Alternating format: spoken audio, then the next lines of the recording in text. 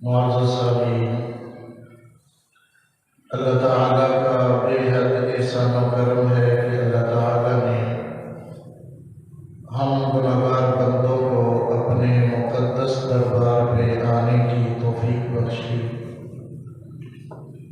دعا ہے کہ اللہ احکم الحاکمین ہمیں بار بار اپنے گھر میں باادب طریقے سے آنے کی توفیق نصیب فرمائے۔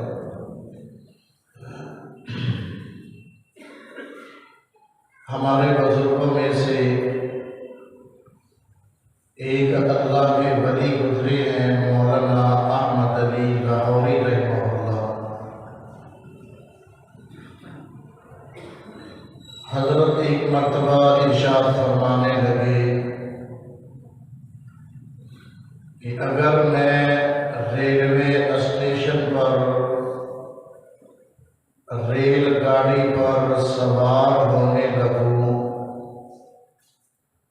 اور ایک پاؤں میرا ریل پر ہو اور ایک پاؤں ابھی نیچے ہے،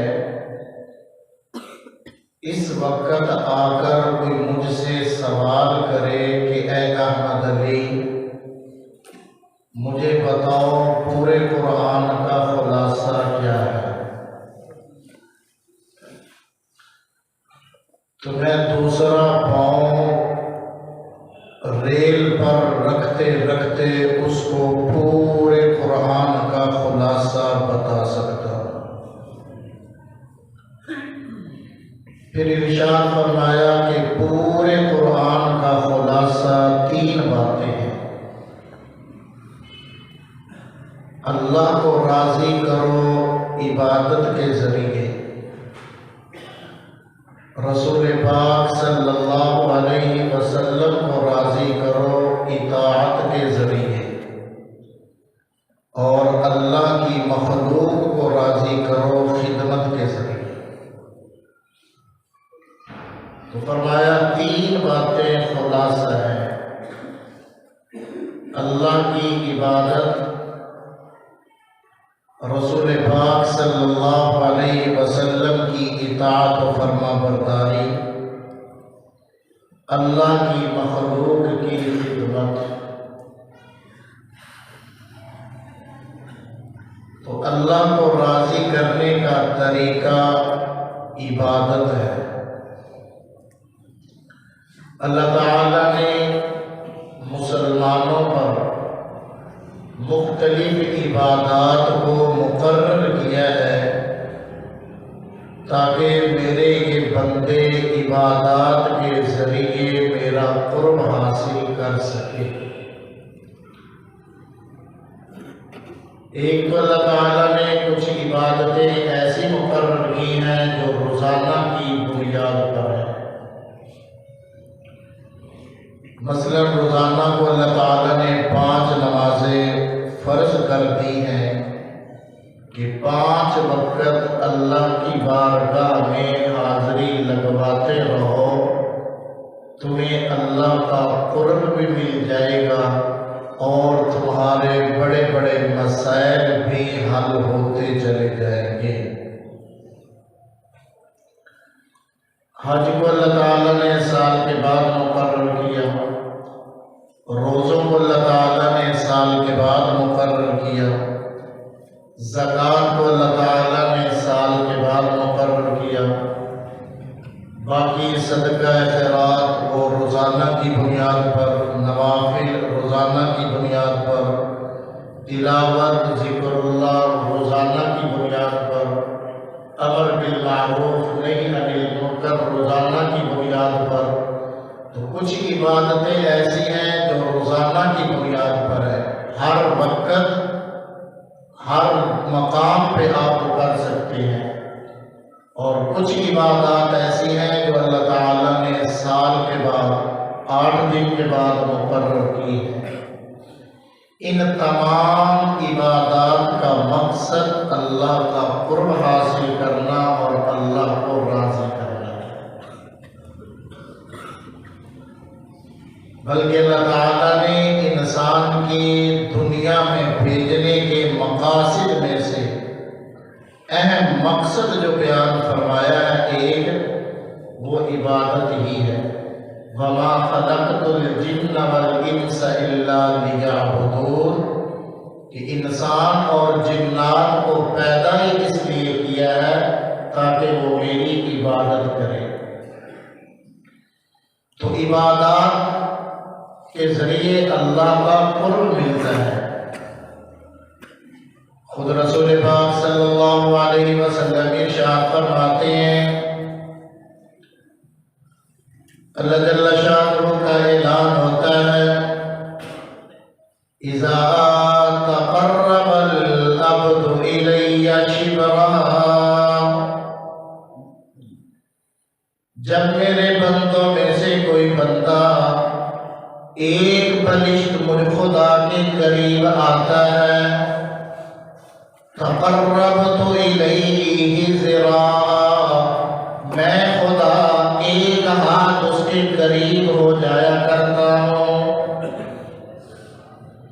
اذا تقرب العبد الی ذراعا، جب میرا کوئی بندہ ایک ہاتھ میرے قریب آتا ہے، تقربت الیہ باعا، میں دو ہاتھ اس کے قریب ہو جایا کرتا ہوں۔ وَإِذَا أَتَانِي يَمْشِي، جب میرا بندہ چل کر میرے پاس آیا کرتا ہے، چل کر وہ مجھے راضی کرنے کے لیے میری عبادت کے لیے آیا کرتا ہے، آتَيْتُهُ هَرْوَلًا، میں اس کے پاس دوڑ کر پہنچ جایا کرتا ہوں۔ تو اللہ جل شانہ کی رحمت بہت قریب ہو جایا کرتی ہے ان بندوں کے جو اللہ کا قرب حاصل کرنا چاہتے ہیں۔ نبی پاک صلی اللہ علیہ وسلم ارشاد فرماتے ہیں، جب بندہ اللہ کے گھر میں حاضری لگوانے کے لیے، نماز کے لیے گھر سے وضو کر کے چلا کرتا ہے، صرف مقصد نماز کی ادائیگی ہو اور کوئی ارادہ نہیں، گھر سے وضو کر کے اللہ کی بارگاہ کی طرف آنے والا اللہ کے ہاں ایسا سمجھا جاتا ہے، ایسا دیکھا جاتا ہے جیسا کوئی احرام باندھ کر بیت اللہ کی طرف جانے والا ہو۔ اللہ جل شانہ کا اعلان ہوتا ہے، او میرے بندے، تو ایک قدم اٹھا کر میری بارگاہ کی طرف آتا ہے، میں اس قدم پر تیرے گناہ کو معاف کر دیا کرتا ہوں، تیرے نامہ اعمال میں نیکی کو درج کر دیا کرتا ہوں، اور میں خدا تیرے درجات کو بلند کر دیا کرتا ہوں۔ اذا تقرب العبد الی شبرا، او میاں ایک ہاتھ اللہ کی طرف بڑھو۔ اللہ جل شانہ بڑے قدردان ہیں، اللہ آپ کی طرف، اللہ کی رحمت آپ کی طرف ایک ہاتھ متوجہ ہو جاتی ہے۔ انسان تھوڑی توجہ اللہ کی طرف کرتا ہے، اللہ کی توجہ اس کی طرف بہت زیادہ ہو جایا کرتی ہے۔ انسان اپنی طرف اللہ کو دکھایا کرتا ہے، اللہ جل شانہ اپنے ان طلبکار بندوں کی بہت قدر فرمایا کرتا ہے۔ ارشاد خدا بندی ہوتا ہے، انہو کان سعیا مشکورا، او میاں جو نیکی کے کاموں میں کوشش کرنے والے ہیں، اللہ فرماتا ہے ہم ان کی بڑی قدر کیا کرتے ہیں۔ تو آؤ میاں اللہ کا قرب حاصل کرنے کے لیے ذریعہ عبادات ہیں۔ اللہ تعالی نے ان عبادات کو جو مقرر فرمایا ہے، ایک رمضان المبارک کے روزے بھی ہیں جو ہم قریب آنے والے ہیں۔ یہ شعبان کا مہینہ ہے جس کے بارے میں رحمت عالم صلی اللہ علیہ وسلم فرمایا کرتے تھے، شعبان شہری و رمضان شہر اللہ،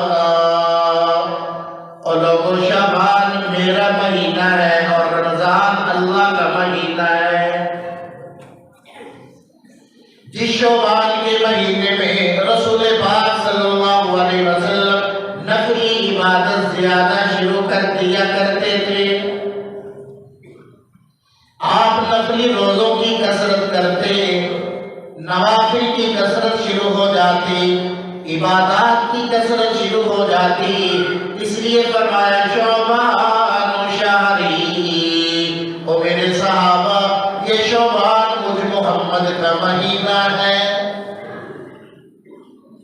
تو آپ صلی اللہ علیہ وسلم شعبان میں اللہ کی عبادت زیادہ شروع کر دیا کرتے،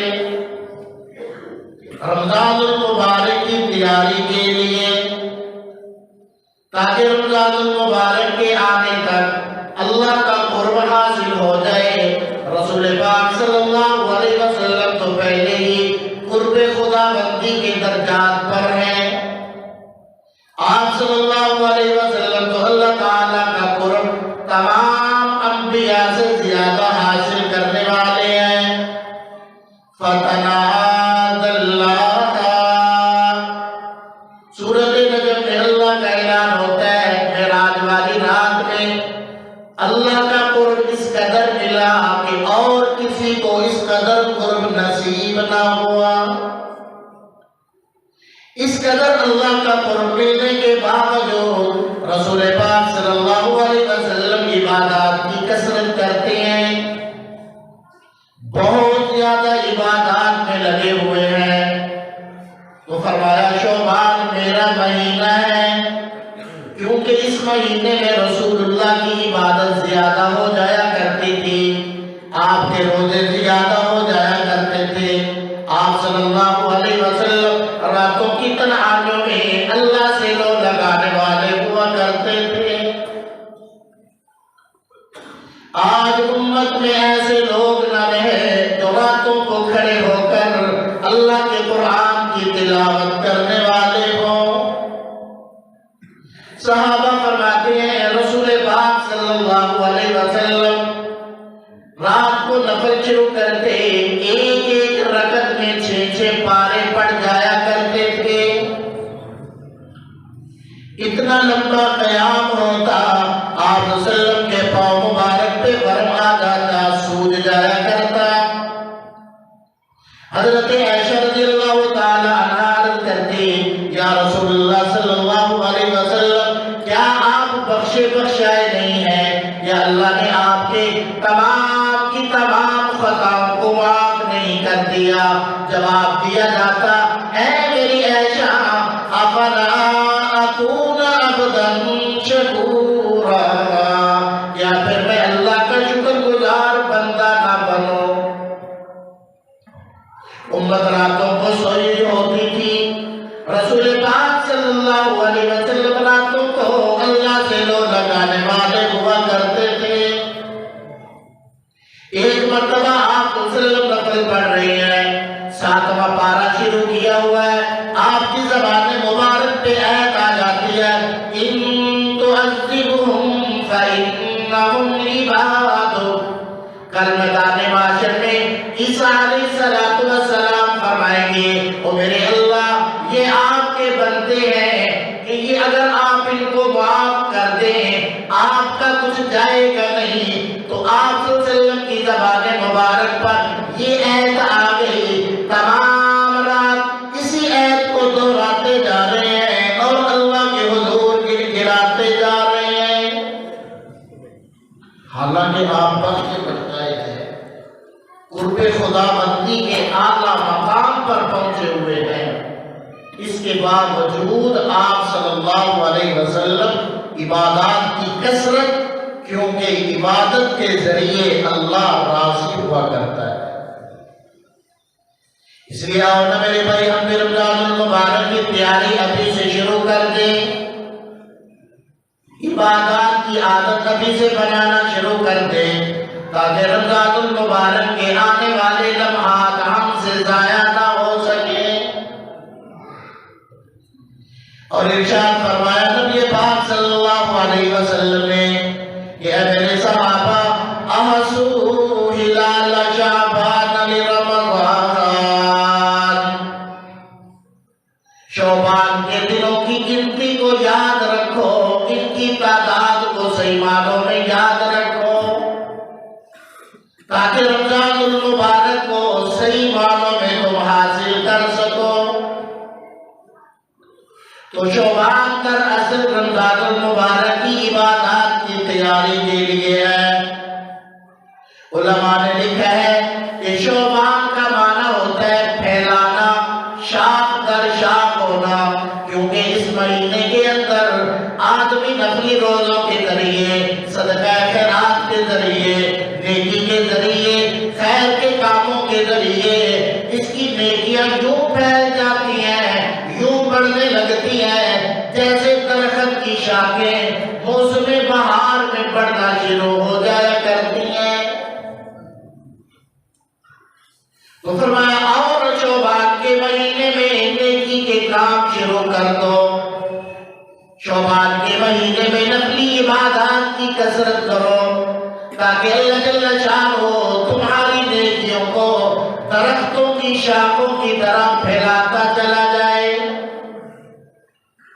تو شعبان دراصل رمضان المبارک کی تیاری کے لیے ہی ہے۔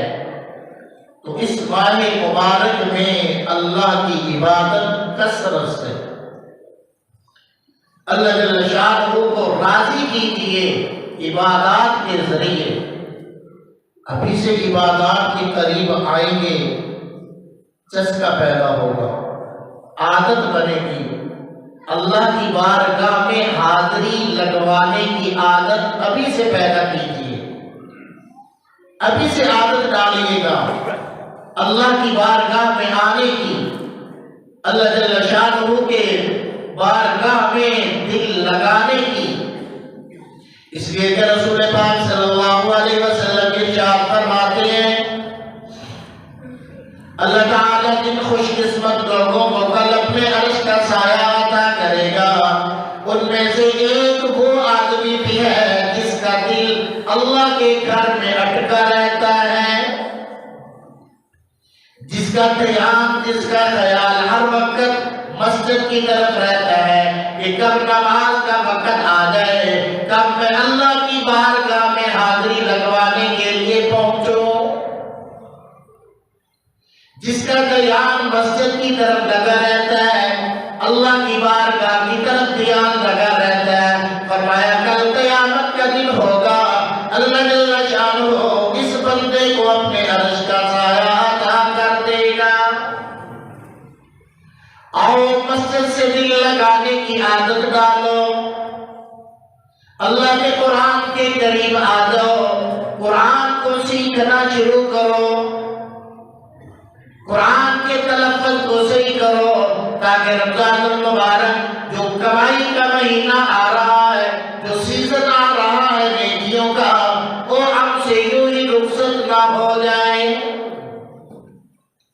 تو عبادات جس قدر بھی ہو سکے، نماز کی عادت ڈالیے گا، اللہ کے دربار میں حاضری کی عادت ڈالیے گا، تلاوت کی عادت ڈالیے گا، ذکر اللہ کی عادت ڈالیے گا، اپنی زبان کو اللہ کے نام کے ساتھ مانوس کیجیے گا۔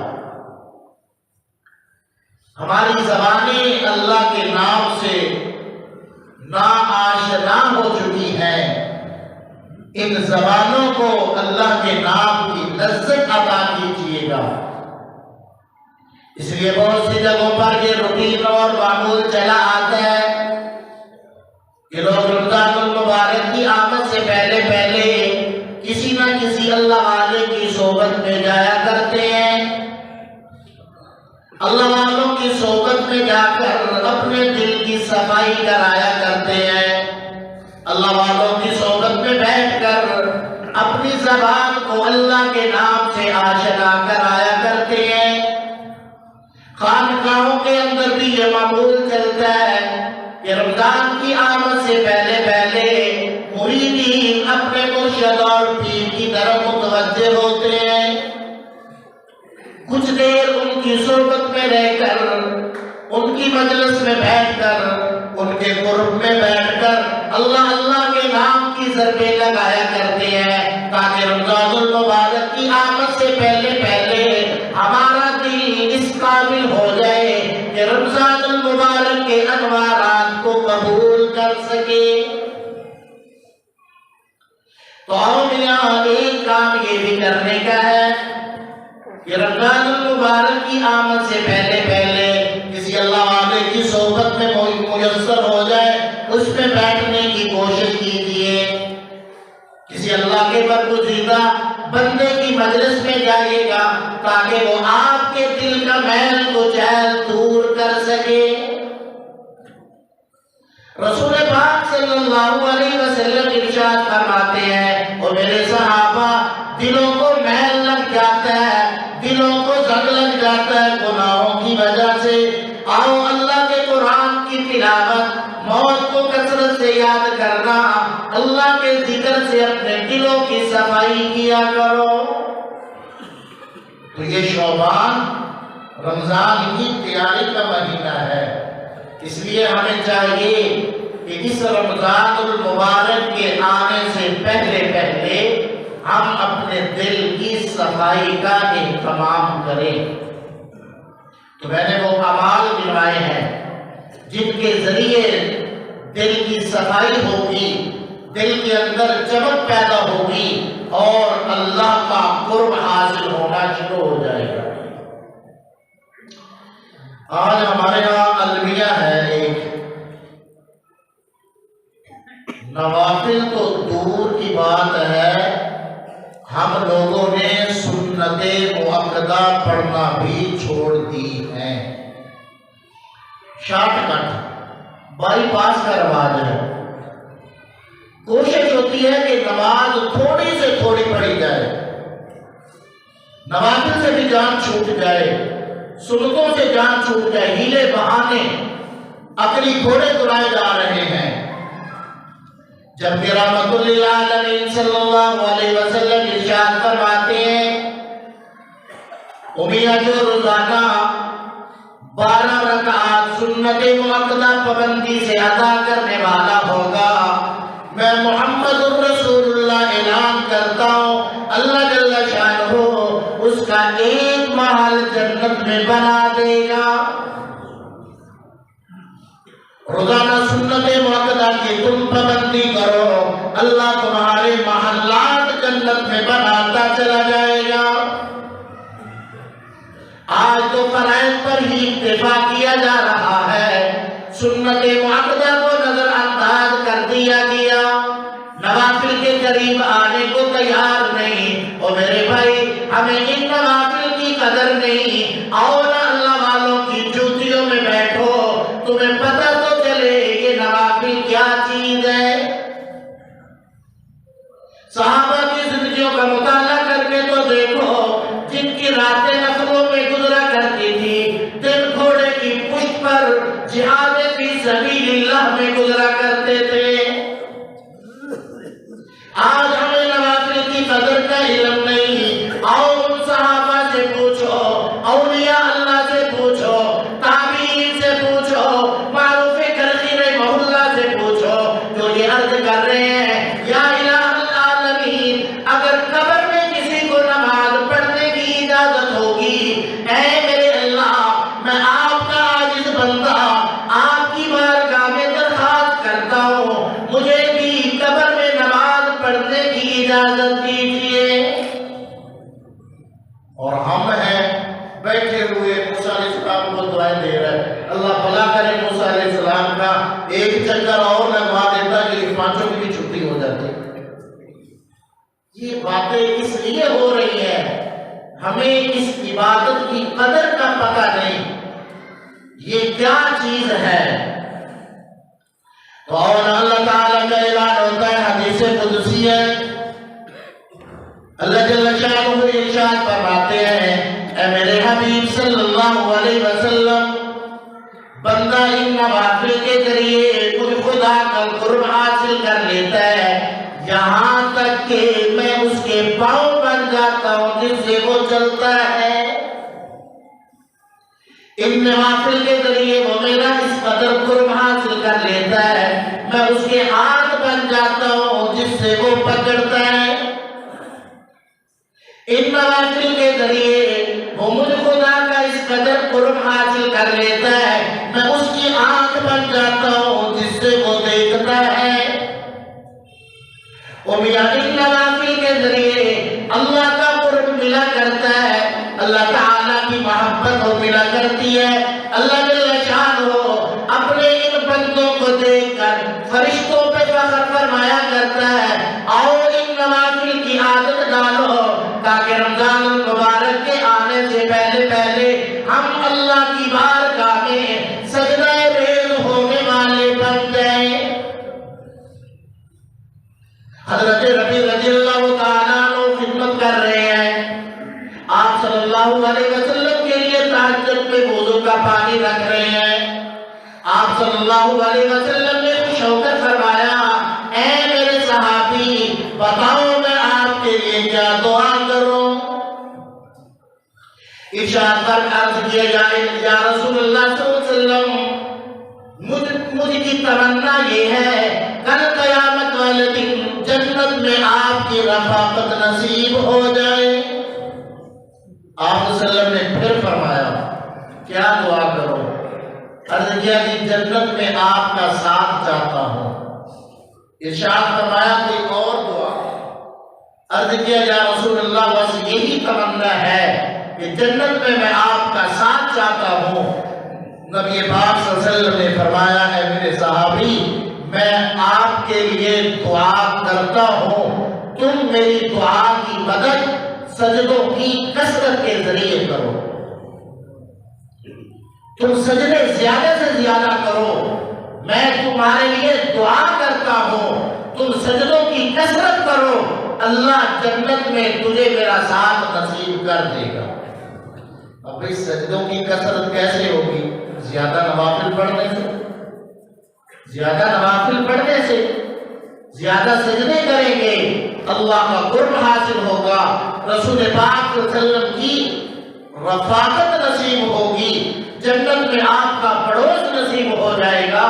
یہ ہے برکات نوافل کی جن کو آج ہم چھوڑے بیٹھے ہیں، جن نوافل کو پڑھنے کے لیے تیار نہیں۔ حدیث قدسی اللہ جل شانہ اعلان فرماتا ہے، اے ابن آدم تو دن کے شروع میں 4 رکعت نفل پڑھ لیا کر، دن کے آغاز میں 4 نفل پڑھ لینا تیرا کام ہوگا، تیرے تمام دن کے کاموں کی ضمانت میں خدا لیتا ہوں۔ دن کے شروع میں 4 نفل پڑھ لیا کر، میں خدا تیرے تمام کاموں کی کفالت کرتا ہوں۔ ہے کوئی اللہ سے یہ سودا کرنے والا؟ آج حالات نے پریشان کر کے رکھ دیا، آج حالات نے ہمیں لڑائیوں پر مجبور کر دیا، آج حالات نے ہماری طبیعت میں غصہ اور چڑچڑاپن پیدا کر دیا، آج حالات نے ہمیں اپنوں سے بھی دور کر دیا، اور اللہ فرماتا ہے اے میرے بندو دن کے آغاز میں مجھ خدا سے رابطہ قائم کرنا تمہارا کام ہوگا، تمام دن کے کاموں کی کفالت کرنا مجھ خدا کا کام ہوگا۔ ہے کوئی اللہ سے یہ تجارت کرنے والا؟ ہے کوئی اللہ سے یہ معاملہ طے کرنے والا؟ اللہ کی بارگاہ میں صبح کو اٹھ کر حاضری لگوایا کر، اللہ کے سامنے اپنے مسائل رکھ کر، پھر کاروبار پہ نکلا کر، پھر دیکھنا اللہ کی مدد تیرے ساتھ شامل حال ہو جائے گی۔ ہم خود اللہ کے قریب آنے کو تیار نہیں ہیں، خود اللہ سے مانگنے کو تیار نہیں ہے، سارا دن لوگوں سے تو مانگیں گے، ایک اللہ سے مانگنے کو تیار نہیں ہے۔ دنیا ان نوافل کی عادت ڈالیے جن کے کچھ فوائد میں نے آپ حضرات کے سامنے رکھے ہیں تاکہ رمضان المبارک صحیح معنوں میں ہم ادا کر سکیں۔ اللہ ہمیں سمجھنے کی، عمل کی توفیق نصیب فرمائے۔ وآخر دعوانا الحمدللہ رب العالمین۔